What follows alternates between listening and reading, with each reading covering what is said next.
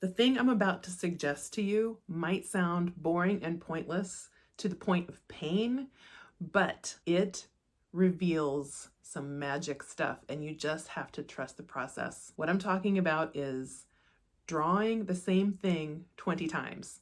For most of my life, the drawing and sketching that I've done is sort of like I draw it, I put my everything into it, and then I'm over it. I don't know if this is specifically something that people with ADHD have happen or what, but whatever the case may be, there is just this kind of sense of I'm obsessed and now I'm done. So the prospect of drawing something 20 times sounds just awful.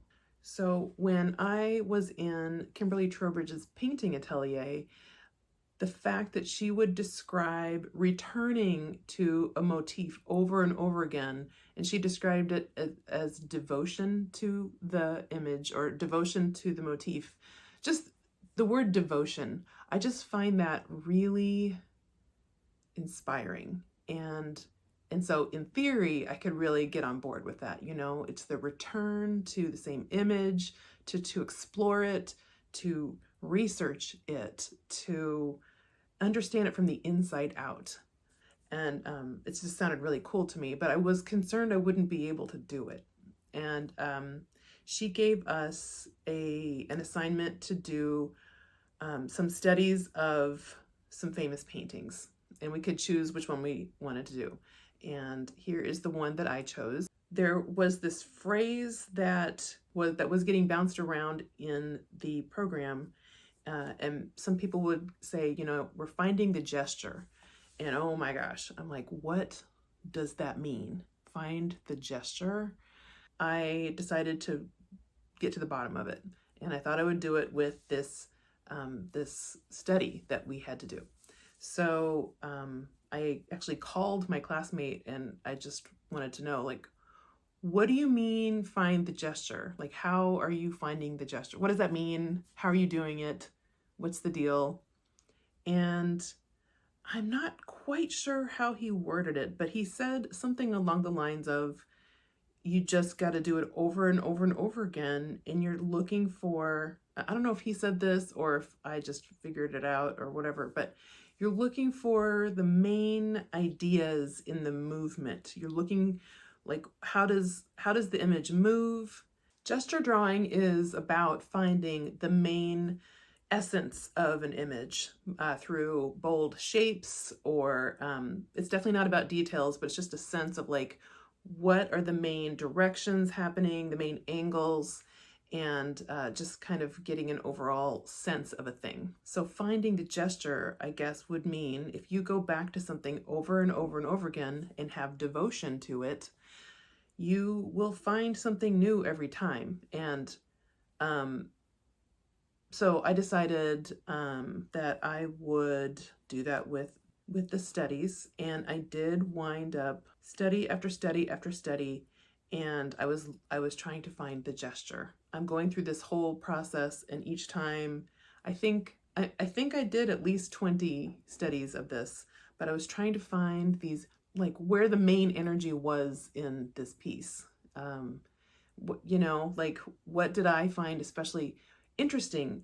And I finally was able to, the way I did it was I decided to kind of make essential shapes for my final oil sketch. And going through this process, like really getting into the depths of trying to understand the entire composition and the way everything was built, it started following me in my dreams. I actually had a dream about it. And so the final oil sketch includes part of what I dreamt. So when I started working on this yoga pose for the art series challenge, I decided I would go back to that process. And so I made 20 sketches of this person in the yoga pose. And I know that I'm going to do things more graphically now, like this one over here. This is almost finished. And by the way, I'm not sure if I am going to do gold leaf after all. I kind of like it like this with color only. And even though gold leaf sounds fun, I think I might not do it. I don't know. Still thinking about it. Anyway, so I went through 20 sketches of this image, and in doing so, I feel like I really understand this woman's pose very well. And I also see places where I need to exaggerate some shapes in order to have the image work. And this is what my teacher, Kimberly, would describe as poetic truth. So if you look at the foot here, if I were to draw it exactly as I saw it, the foot's going to look really small. Yes, it's because it's foreshortened. And it's also partially hidden in shadow. But because this is going to be a graphic thing, it works better. It just looks more stable to make the foot just a little bit larger than it was in the photo. I have a handful of approaches that you can use for your different versions, and hopefully the mixing it up of the techniques or ideas will give you new ways to look at the image.